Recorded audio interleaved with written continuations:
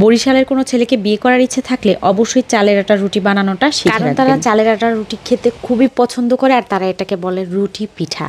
আচ্ছা, রুটি কেন পিঠা হবে সেটা আমি জানি না, বিয়ের পর জেনেছি যে এটা একটা পিঠা। তাদের সব উৎসব আয়োজনে প্রথম যেই জিনিসটা থাকবে সেটা হচ্ছে এই রুটি পিঠা। আর কুরবানির ঈদ তো রুটি পিঠা ছাড়া তারা ভাবতেই পারে না, মাংসের সাথে রুটি পিঠা খাবে।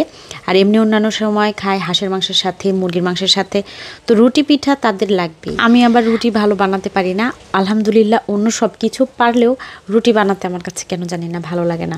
তারপরেও হাজব্যান্ডের যেহেতু এটা খুবই পছন্দের খাবার, তাই এটা আমি মোটামুটি একটু আয়ত্তে নিয়ে এসেছি এখন। আমার মা অনেক সুন্দর করে রুটি বানাতে পারে, কিন্তু আমি তার মেয়ে হিসাবে অতটা ভালো করে রুটি বানাতে পারি না। আর আমার ননা সাপুরা তো এত সুন্দর করে রুটি বানায়, এত পাতলা, এত সফট, একদম সাদা ধবধবে হয় রুটিগুলো, খুবই সুন্দর হয় আর খুব দ্রুত তারা বানিয়ে ফেলে। কখনো যদি সুযোগ হয় তাহলে তাদের হাতের বানানোর রুটি আমি অবশ্যই আমার পেজে শেয়ার করব। আমি যেহেতু রুটি বানানোতে খুব একটা ভালো না, তাই আমি পানিটা মেপে নিই। আমি চালের গুঁড়া আর পানি হচ্ছে একদম সমান পরিমাণে নিই। যেই কাপটা দিয়ে আমি চাল গুঁড়াটা মেপে দিই, ঠিক সেই কাপটা দিয়ে আমি পানি মেপে দিই। পানিটা বলক উঠে গেলে 1 কাপ চালের গুঁড়ার জন্য আধা চা চামচের মতো করে লবণ দিয়ে দিই। আর পানিটা যখন ফুটে ওঠে তখন চালের গুঁড়াটা দিয়ে একটু নেড়ে ঢাকনা দিয়ে ঢেকে দমে রেখে দিই 10 মিনিটের মতো। তারপর চুলাটা অফ করে আবারও একটু সহনীয় তাপমাত্রায় আসার জন্য রেখে দিই 5-10 মিনিটের মতো।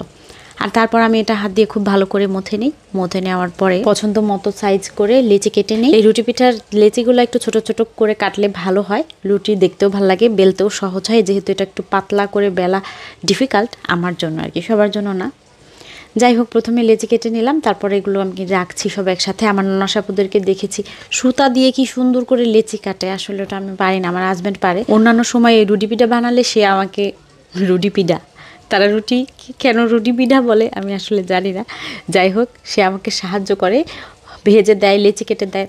তো আজকে সে ঘুমাচ্ছিল, একদম সকালবেলা আমি বানাচ্ছি, আমার হেল্পিং হ্যান্ডটা আমাকে সাহায্য করেছে। ও একটু ভেজে দিচ্ছিল, যদিও ভাজতে গিয়ে অনেকগুলো রুটি আমার পুড়িয়ে ফেলেছে। যাই হোক, একা তো আর সব কাজ সম্ভব না। আমি বেলে দিয়েছি আর ও ভেজে দিয়েছে। একটা কথা আছে না, মনের রাস্তায় যেতে হলে প্রথমে পেটের রাস্তায় যেতে হয়। আর মন পছন্দের খাবারগুলো বানিয়ে দিলে যখন খুব তৃপ্তি করে খায়, খুশি হয়, আমার কাছে অনেক বেশি ভালো লাগে। আসলে নিজে খাওয়ার চাইতেও অনেক বেশি তৃপ্তি পাই ওর আনন্দ করে খাওয়া দেখলে। আলহামদুলিল্লাহ। তো এই ছিল আমার আজকের ভিডিও রুটি পিঠার। আশা করছি ভিডিওটা ভালো লেগেছে। ভিডিও ভালো লাগলে লাইক, কমেন্ট, শেয়ার দিয়ে পাশে থাকবেন।